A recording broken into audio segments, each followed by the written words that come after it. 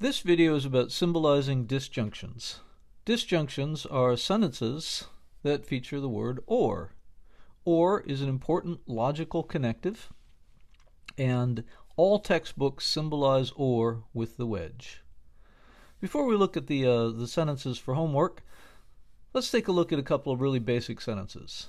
Janet will make jello or pudding. What would be the obvious symbolization for that sentence? Pretty clearly, that's just J wedge P. Janet will make jello, or Janet will make pudding. And we know that the wedge is commutative, so yes, it would be perfectly okay to symbolize it as P wedge J. These two things are equivalent to each other. One of the great things about or is there really are no standard synonyms in English for or. When you want to say or, you have to say or. I should point out also, though, that there is the word either. Either is a helper word with or. If I said Janet will make either jello or pudding, either doesn't really change the meaning of the sentence. All it does is add some clarification. It has the same relationship to or that both has to and. It's a helper word. It adds a bit of clarity. One important point about the wedge is to think about its meaning. The wedge is inclusive. That means that when you say J or P, what you're really saying is that at least one part is true. At least one part is true. When you say, if you were to write J and P, then that would say that Janet is making jello and Janet is making pudding. So an ampersand means both parts are true, and a wedge means at least one part is true. So from a logical perspective, when I say that Janet will make either jello or pudding, I'm really saying she'll make jello or pudding or possibly both. Now, oftentimes in English when we say or, we actually intend what's called an exclusive meaning. That is that she'll make jello or pudding, but she won't make both of them. But from a logician's perspective, or is always inclusive. And we'll talk about this more in sentences 2, 3, 4, and 5 in particular. All right, one more point before we look at the first sentence. Janet will make jello or pudding or flan. Well, this is clearly just J wedge P wedge F. And when you symbolize that, what about parentheses? Well, just like in a string of ampersands or a string of double arrows, we will allow ourselves, for the sake of symbolization, to leave out the parentheses. So you could put them around J wedge P or around P wedge F, or you could just leave it like it is. In some respects, the wedge is just about the easiest of all the connectives that we work with. Number 1, if you're looking for a tureen, a serving bowl, or a gravy boat, then eBay is the place. It's also a good place to look for jello molds. Alright, so the symbolization. It's an if-then sentence. The arrow is the main connective. If, and what's the antecedent here? Well, what's following if is if you're looking for a tureen, or a serving bowl, or a gravy boat, then eBay is the place. Very straightforward sentence. You could add some parentheses inside. You could change the order of these letters. But why do that? Don't overthink it. These four sentences are about the distinction between the inclusive and the exclusive meaning of the word or. In English, we use or with two different meanings. For instance, a waitress can ask, "Would you like baked potato or French fries with your steak?" And there she means, would you like one or the other, but not both? This is the exclusive meaning of or. After the dinner, though, she might ask, would you like coffee or dessert? And there she means, would you like one or the other, or possibly both? That's the inclusive meaning of or. Well, it would be a disaster if we let the wedge be ambiguous in this way. And as we've just said a few minutes ago, wedge means at least one is true, because the wedge is inclusive. At least one is true. if you keep this in mind, that's not supposed to be a dollar sign, that's just supposed to be an S. At least one is true. If you keep this in mind when you're symbolizing, many sentences are much, much easier. So let's look at this first sentence. Contempt for the court will result in a fine or a jail sentence or both. Well, results in is just an arrow. It's very simple. We are saying if you're contemptuous of the court, then you'll have to pay a fine or a jail sentence or both. Well, how do you symbolize that? It's merely F wedge J. You'll have to pay a fine or a jail sentence. You can ignore the or both because the wedge is inclusive. That meaning is already built into it. Now, if you really wanted to do something longer, you could. You could say contempt will result in fine or jail sentence, or both a fine and a jail sentence. But these two formulas are logically equivalent. This or F and J, that's already built into the F wedge J because it means at least one is true. So every time you see or both, you just get to ignore it. Well, let's look at sentence 3. If you use the service inappropriately, the company may terminate your access and or block your address. This is actually very, very similar to number 2 because it says if you use it inappropriately. Okay, well that's tilde A, arrow, and then on the back side we have terminate and or block your address. All that is T wedge B. When you say or write and or, what you're doing is making it really clear that you intend the inclusive meaning of or, that you're saying at least one is true. Now, I've said that there are really no synonyms for or in English, but for practical purposes in terms of symbolization, you should probably list and or as one of your synonyms for the wedge. So, tilde A, arrow, T wedge B. Yes, if you wanted to, you could put the longer version that said T wedge B or T and B. But why do that? Sentence 4 is the contrast with 2 and 3. It says business students may receive credit for humanities or philosophy, but not both. Well, let me write this out, what it really says. H or P, but not both. And of course, there's actually a little bit more here. It says, comma, but only if they receive a grade of A or B. But only if. Well, this but only if, I guess I need the A or B too. What is but only if a synonym for? It's a synonym for the double arrow. Don't forget your synonyms for the double arrow. That phrase is a biconditional. So on the back side, we just have A wedge B. That's supposed to be the easy part. On the front, we have humanities or philosophy, but not both. Well, every time we see the word or, we are going to take it to be inclusive, and we don't have to do any extra work, unless we see the words but not both.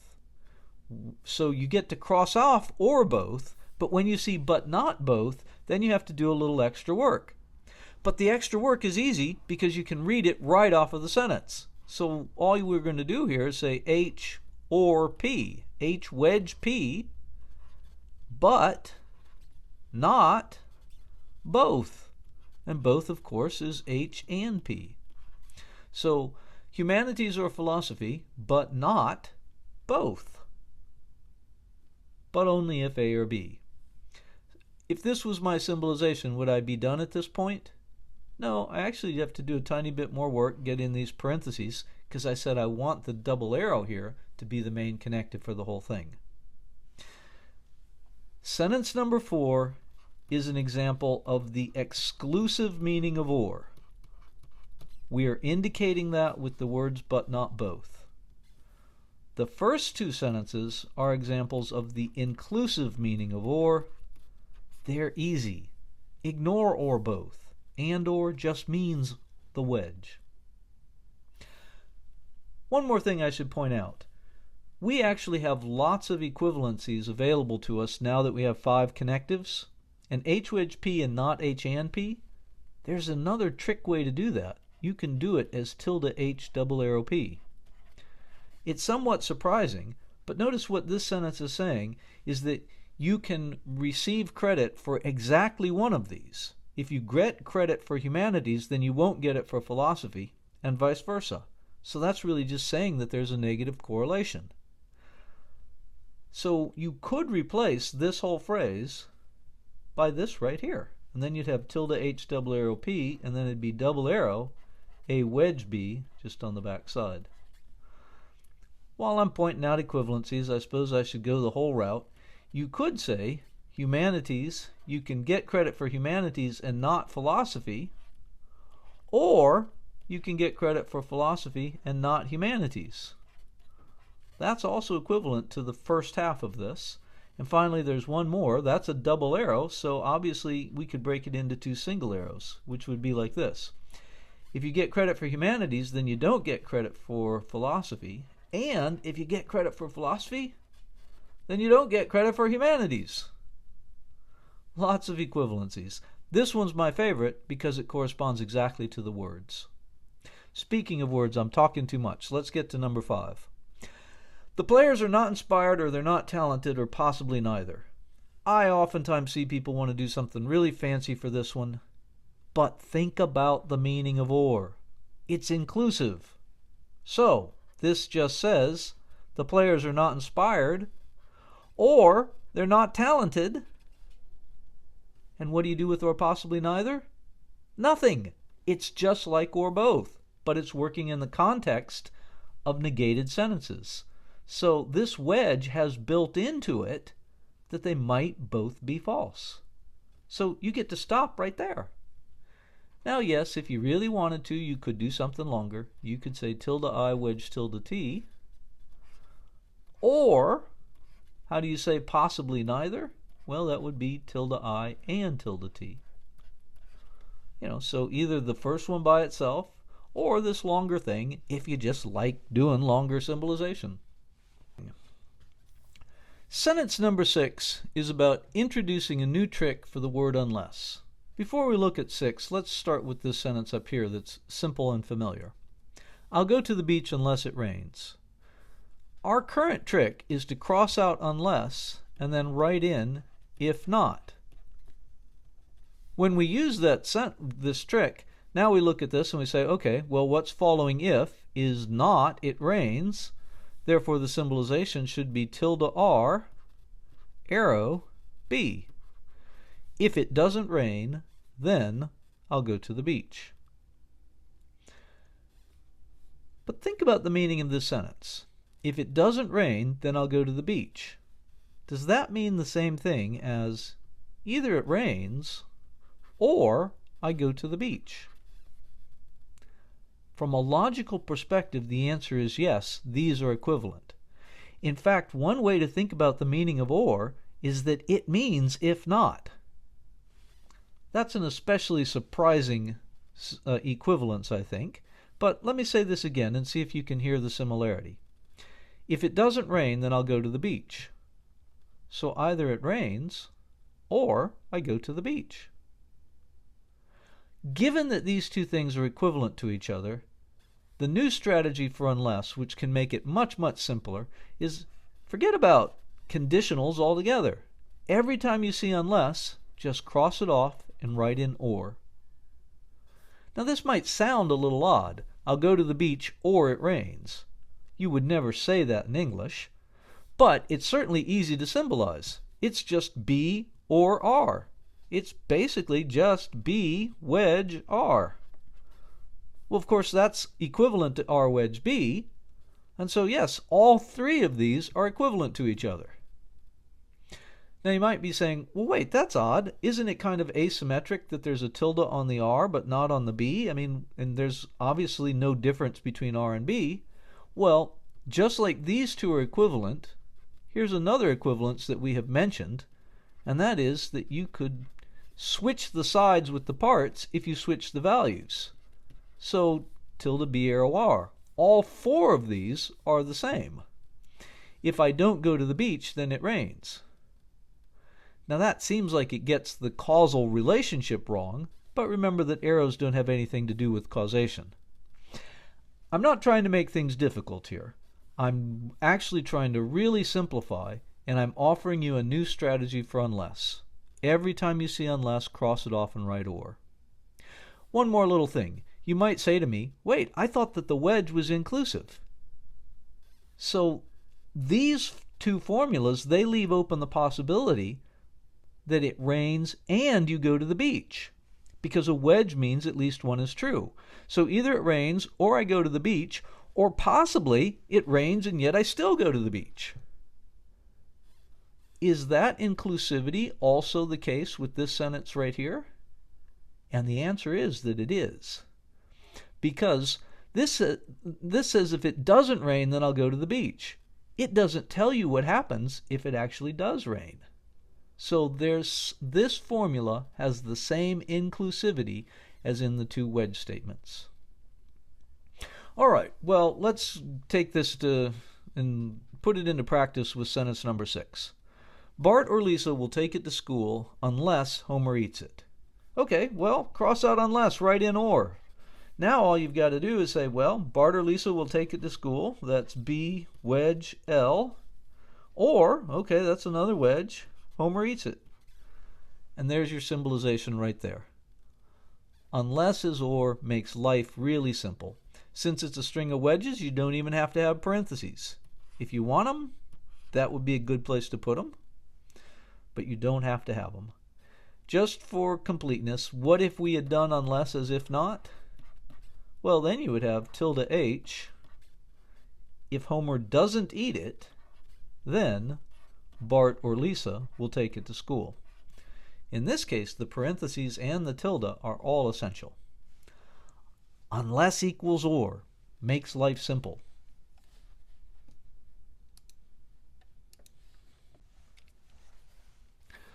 These next 4 sentences are about complex negations. We know all about complex negations, right? We've dealt with these before, and we know that what we're really doing is distinguishing two ideas.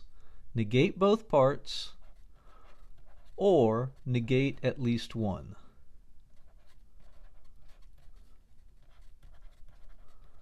Why is it so much easier to speak than to write? All right, negate both or negate at least one. We have talked about this in the past with respect to ampersands. How do you say negate both with an ampersand? Well, of course, it's tilde P and tilde Q. How do you say negate at least one with an ampersand? That's tilde P ampersand Q. Well, it turns out you can do the same things with wedges. And when you do it with the wedge, you get the opposite appearance. Let me show you what I mean. Negate both with a wedge puts the tilde outside parentheses with the wedge on the inside, like that. But when you want to say negate at least one with the wedge, then you take away the parentheses and you put the tilde on both parts. There's a wonderful symmetry between these two pairs. In fact, these two pairs are going to be proof rules that we'll call the De Morgan's rules, and they're wonderfully useful rules. Let's talk about what's going on here. Let's say that P and Q stand for I'll make pie and I'll make quiche. So this would say it's false that I'm going to make pie or quiche. That's the same thing as saying that I won't make pie and I won't make quiche. It's false that I'm making pie or quiche. So I'm not making pie and I'm not making quiche. Over here, this is like saying it's false that I'm going to make both pie and quiche. Well, either I'm not going to make pie or I'm not going to make quiche. Remember, the wedge is inclusive. So over here I'm saying either negate P or negate Q or possibly negate them both. That's exactly what this means. They both say negate at least one. Well, the reason I'm pointing out these relationships here is because for all 4 of these sentences, they're complex negations that involve or. But as I'm going to emphasize, it might be easier to symbolize them just using the ampersand. The strategy for basic complex negations is a two-step process. Step 1, identify the simple sentences. Step 2, decide how many to negate. So, I don't teach music or art. What are the simple sentences? Well, pretty obviously, I teach music, I teach art. If I tell you that I don't teach music or art, how many of those have to be false? It's pretty obviously both of them, right? I don't teach music or art. Do I teach music? No. Do I teach art? No. So let's negate both. I prefer to do it with an ampersand because that's, in my mind, negate both is simpler done with an ampersand. I don't teach music and I don't teach art. This is my preferred way to symbolize this. Just because it has an or in it doesn't mean I have to symbolize it with a wedge. Now, if I decide I want to use a wedge, what I have to do is think about this equivalence. And I say to myself, well, I know that that's equivalent to tilde m wedge a. It's false that I teach music or art. So either of these symbolizations is 100% correct. I prefer the one with the ampersand because it seems easier and more intuitive to me. Next sentence. Either your browser does not support frames, or it's not configured correctly.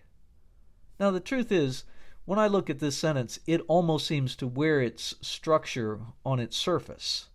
But if I thought about it as a complex negation, I might say to myself, okay, simple sentences, browser does support frames, it is configured correctly, and then I'd say, well, let me just think about the meaning. How many of these need to be negated? And the answer is that it's just at least one, and so I might say, well, let me use the ampersand, put it in parentheses, put a tilde on the outside. But of course, this is logically equivalent by this principle right here to tilde f wedge tilde c. And both of these symbolizations are 100% correct. Of course, if you look at this and you say, well, look, this is just obvious to me. Here was a wedge and here were two knots, and it's just obvious to me that it should be symbolized this way. In this particular sentence, number 8, well, that works fine. But you have to be really careful about those types of superficial features. Think about number 9. I oftentimes see mistakes with number 9. Life does not begin with birth or end with death. What are the simple sentences? Life begins with birth, life ends with death. How many of those need to be negated? Stop and think about it for a second.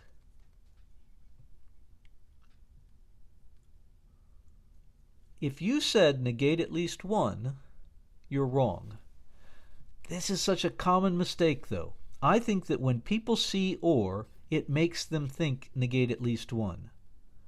But if you really heard this sentence in conversation, life does not begin with birth or end with death. Does life begin with birth according to this sentence? No.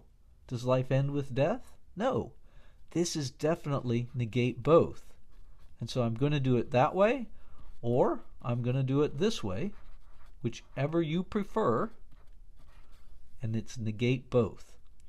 The most common mistakes, though, are when people they try to do this superficially. They say, oh, I've got the word or, and so that must be negate at least one. You can't do it that way. You have to trust your intuitions. Maybe the best thing to think is you have to do it holistically. Don't just look at the words in the sentence. Think about what it means. Think about how you would understand it if you heard it in conversation. Last sentence. Though she dislikes either gerbils or hamsters, she would never say which. Now this sentence is trying to build a context to make things really obvious, and I think it is really obvious. She dislikes either gerbils or hamsters, she would never say which. Notice the word though is working with the comma to tell us the ampersand's the main connective for the whole thing. Remember, though, although, even though, and while sit at the front of the sentence, and they work with a comma to place an ampersand. So, dislikes either gerbils or hamsters. That means likes gerbils, likes hamsters are the simple sentences. How many of those need to be negated? She dislikes either gerbils or hamsters, so it's just one. And so if I do it with an ampersand, it'd do like that. If I wanted to do it with a wedge, it would have to be tilde G wedge tilde H, and then it would be the ampersand. And in either case, on the back side, never say which is just going to be tilde S. So either of those two. Complex negations. Know these two pairs, identify simple sentences, and use your intuitions to decide how many to negate.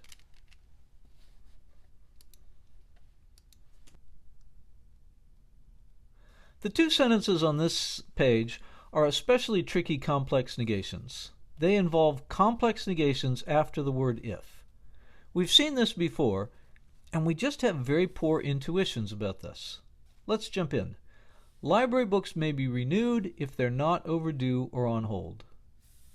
Well, do we want to say tilde O wedge H, arrow R? That would be the same thing as saying tilde O and tilde H, arrow R. Or do we want to say tilde O and H, arrow R, which of course would be the same thing as saying tilde O wedge tilde H, arrow R. That is, do we want to choose a negate both for the antecedent, or just a negate at least one? Which is the correct meaning for this sentence? Stop and think about it if you haven't already.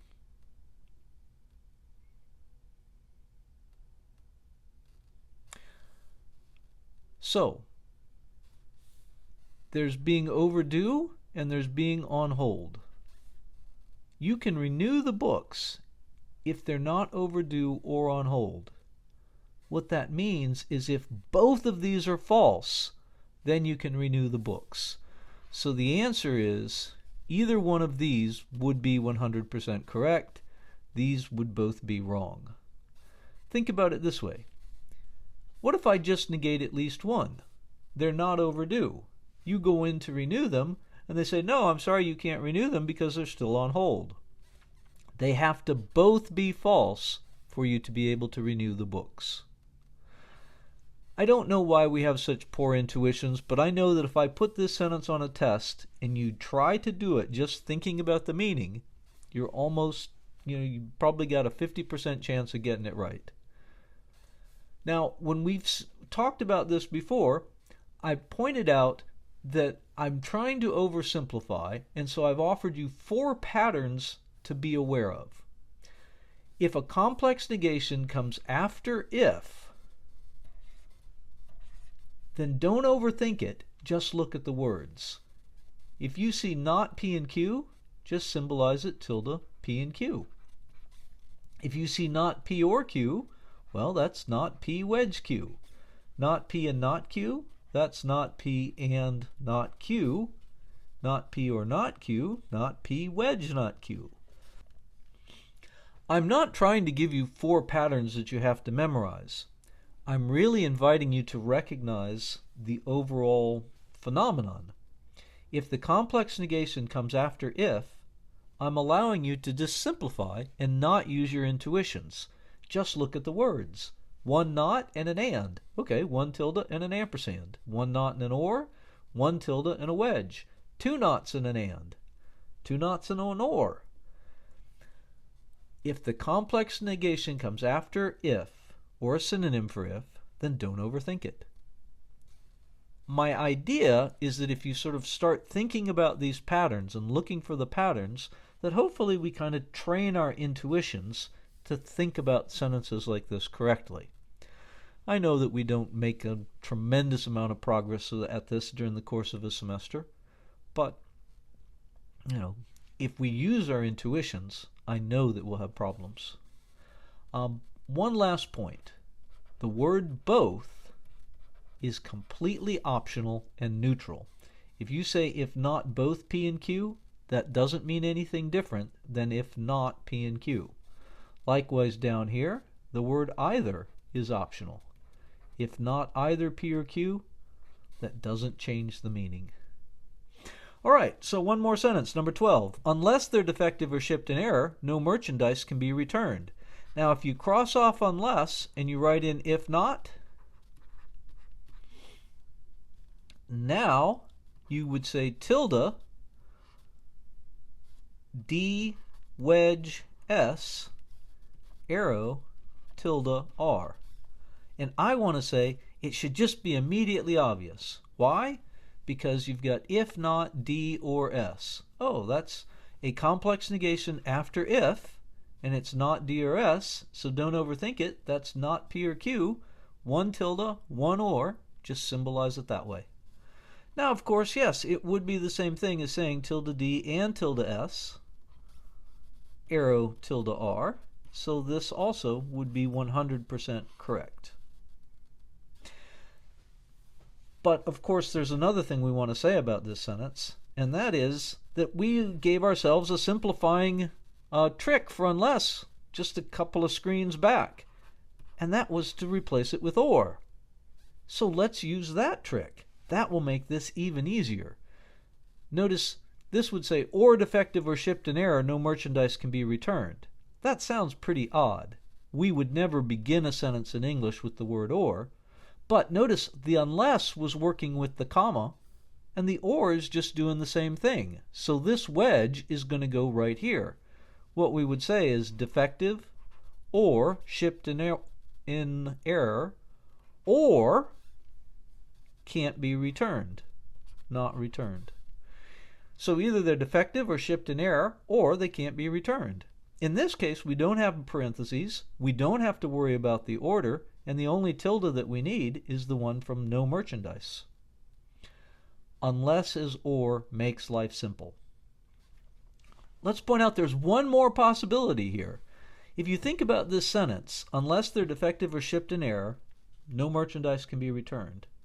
It means the same thing as saying that being defective or shipped in error is necessary for being returned. And that would be the same thing as saying R arrow D wedge S. Being defective or shipped in error is necessary for being returned. This is that contraposition trick where if you switch the sides for an arrow, you can do that as long as you change the values. In this case, both negatives turn into positives over here. All four of these, 100% correct. We have lots of equivalencies in our system now. All right, well, these are two of the trickier sentences, but notice it's about knowing little tricks. It's about recognizing these patterns. One more screen. These two sentences are related in a certain interesting way. Number 13 says, if he says he'll be there, then he'll be there, or the labor's on us. Well, that looks like it's just, if he says he'll be there, then he'll be there, or the labor is on us. Well, that's correct. All we have to do is decide where the parentheses go. And there's only two options, obviously. Do we want the parentheses around B wedge L, or do we want them around S arrow B? Let me see if I can read it in the two different ways and see if you can hear which you like. If he says he'll be there, then he'll be there, or the labor is on us. If he says he'll be there, then he'll be there, or the labor is on us. All in favor of the first? Are you raising your hand? All in favor of the second? I raised my hand for both of them because, in fact, it turns out they're logically equivalent and they both work.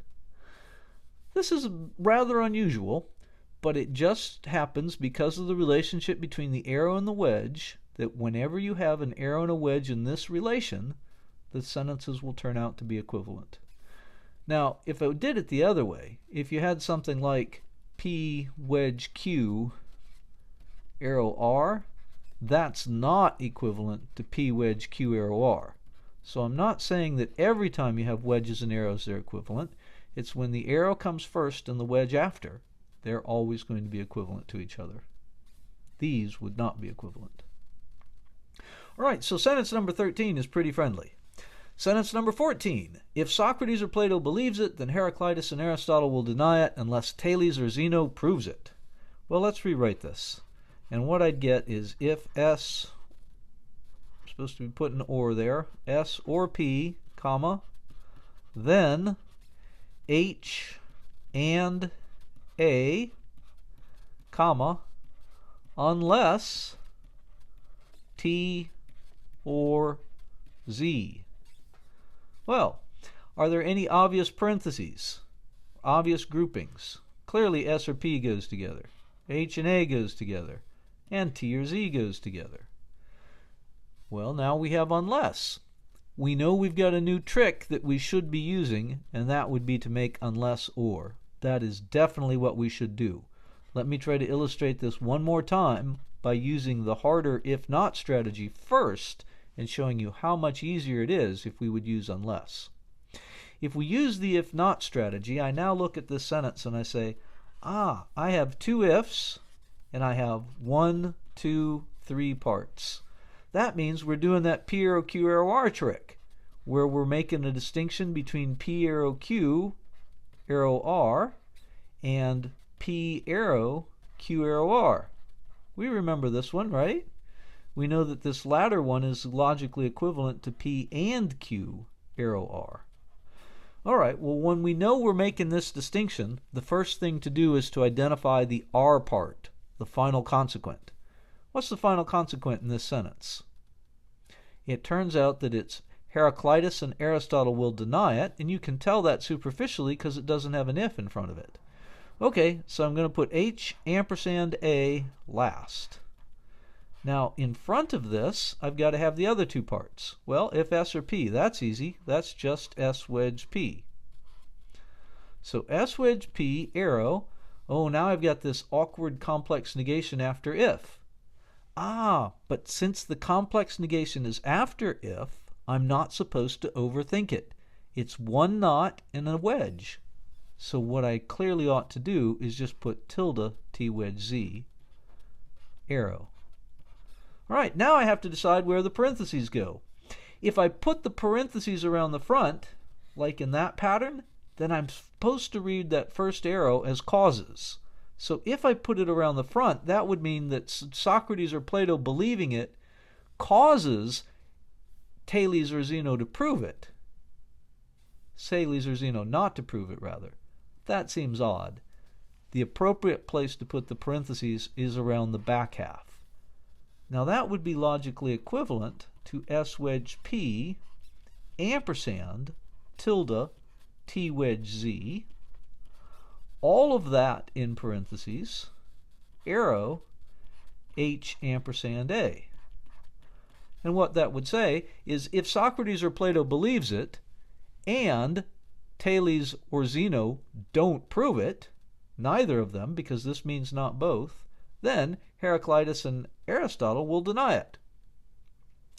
Nothing simple about this. This really pulls together several of the tricks that we've been talking about. But remember, the point here was to emphasize how much easier life is with unless. Now, if we use that as unless, we would just say, oh, okay, so this sentence says S or P. If S or P, then if S or P, then H ampersand A, or, because unless is or, T or Z. Oops, that's a wedge for an or. T or Z, in parentheses like that. So now I've got three parts and I've got an arrow wedge. All I have to decide is which one is the main connective. But notice the relationship between the arrow and the wedge. It's the very same thing as above, so it doesn't matter. I could put the parentheses in the front like that, or if I wanted to, I could put them in the back. Life would be really easy. So use or to replace unless and make life easy.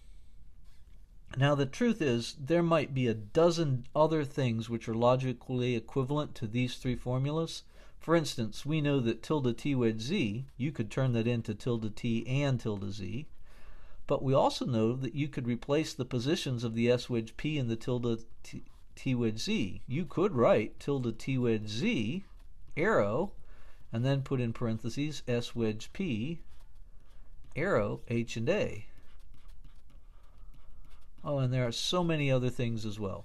There's the contraposition of many of these different things.